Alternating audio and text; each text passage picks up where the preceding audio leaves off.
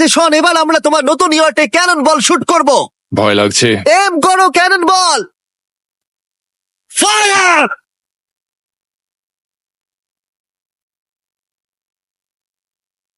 আরে এটা তো কন্টেনার ভেদ করে দিল। ভাই এটা তো স্টোরেজ কন্টেনার Wow! ভেদ করে চলে গেল।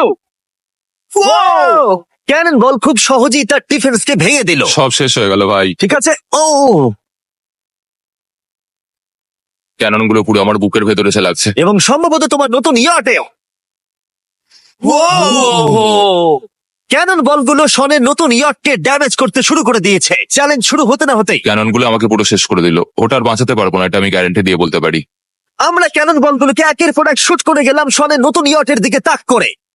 আমি যতটা ভেবেছিলাম এগুলো তো তার থেকে অনেক বেশি ক্ষতি করলো।